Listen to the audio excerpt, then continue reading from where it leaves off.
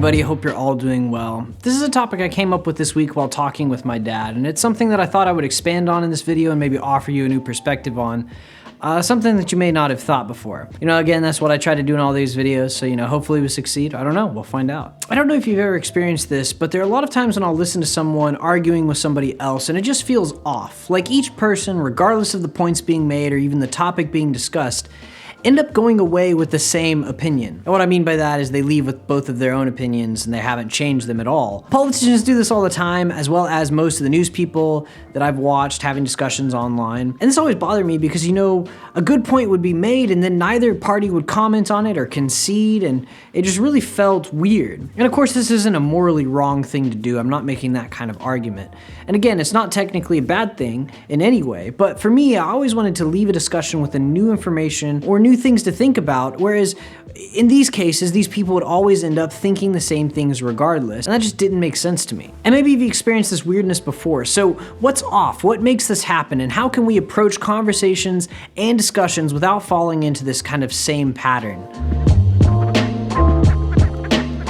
I've said this a billion times now, but growing up, my parents were a little bit more on the conservative side, and they approached things from a duty-based ethics system. I've explained this in my other videos, but duty-based ethics can kind of be summed up with the statement, if I've been told that it's right, then it's right. Now, of course, that's a really basic way of defining it, but if you're looking for a more in-depth kind of thing, I go over it in another video. There's also great online material for learning about ethics and how it works. What this meant, though, growing up, is that many times I was taught to approach arguments from the position I was already thinking was right. And I'll get into this in a second, but basically it was a process of me, finding a belief and then finding arguments to support it, instead of looking at the data and discussing things until an idea rose to the top out of all the others that could be proven or exemplified as being right. And this is basically how things were for me for most of my high school and, beginning college experience. And, instead of going into conversations to form ideas and beliefs, I would be constantly defending the things I already believed in with arguments that I'd either created or found online or somebody had taught to me. Now, as soon as I got into college,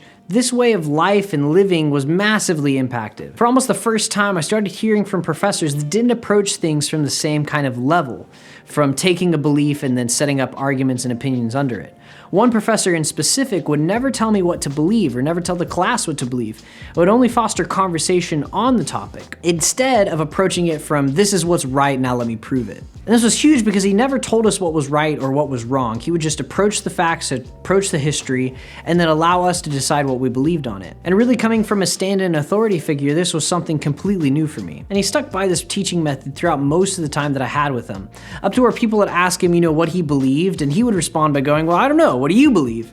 And start the conversation off that way. And this process, this method made me and everybody else in the class have to go research things for ourselves and talk through these things with other people. And to this day, a lot of the beliefs and ideas that I've developed are directly because of how he carried out these classes. And over time I got to the place where I was no longer, coming to conversations thinking I was right and not approaching them as if I was right and then trying to base my arguments off of that. And this is probably not the only influencing factor, but since this time I've seen a drastic change in how much I learn from other people and how many new ideas I've heard and been able to grapple with. I've made so many new friends and experienced so many different things.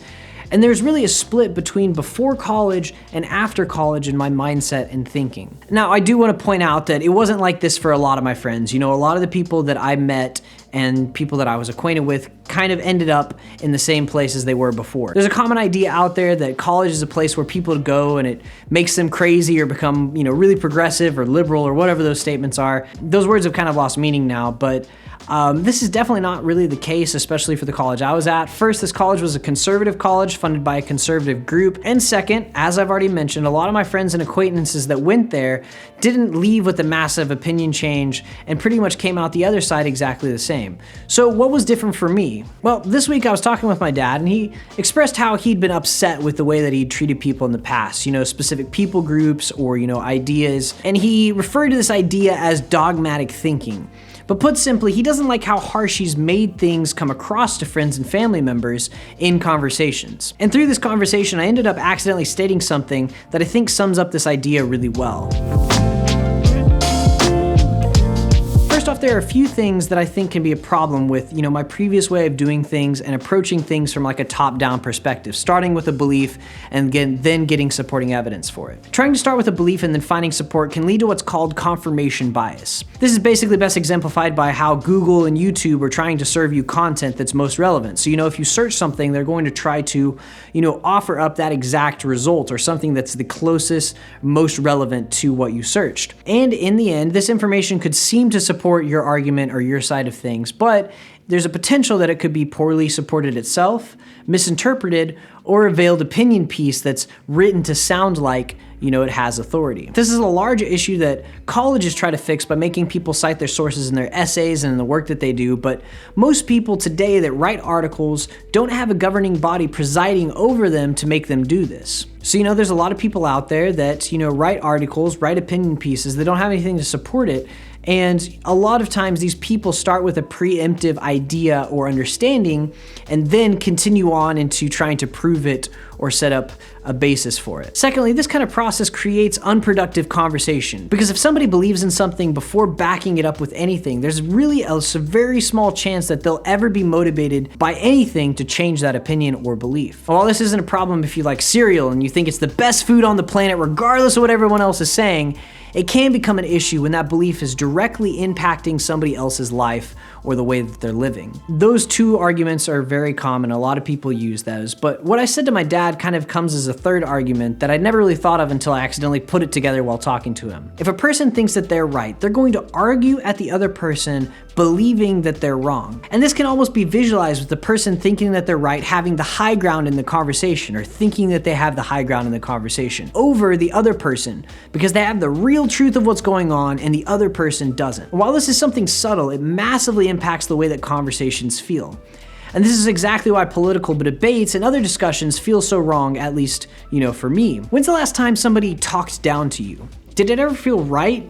Did you learn anything from what they were saying, or did it immediately put you on the defensive? At least for me, it's always made me feel worse and led to a more emotional response instead of furthering the discussion that I'm having. And this is in part why I think a lot of more tense conversations about deeper subjects completely break down, especially when both parties think that they're right and they end up talking down to the other, party. It leads to a lot of emotion, a lot of personal attacking each other, and at the end, it just negatively impacts the whole discussion in general. And while I definitely don't think that I do this right, I think because of my professors in college, I started to always try to learn something from the conversation and test what I thought, as my own beliefs, by what other people were saying to continue to develop them. And I think subconsciously it changed the nature of the conversations I was having with people, to where people didn't feel as if they were being talked down to, and they felt like they could share things on the same level as me. Now, like I said before, I don't think that this was the only change in the way that I approached conversations. There's definitely many other things that added into, all of the different relationships that I built, but it's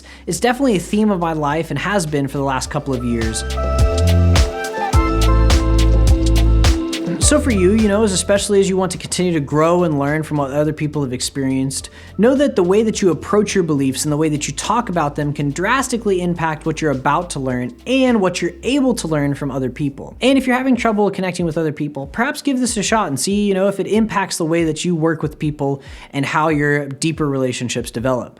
In the end, communication matters, and how we communicate is also equally as important. There are so many people out there with so many different stories to tell, personal experiences, and all kinds of stuff, and we can all learn and grow from these kinds of things.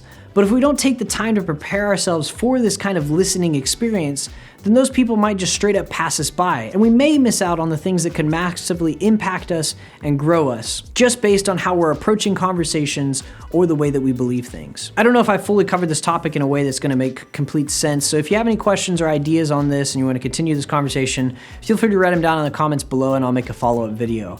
But with that being said, that's all I've got for this video. If you guys like this kind of content, feel free to like and subscribe, the YouTube kind of thing. But besides that, I'll see you guys in the next video.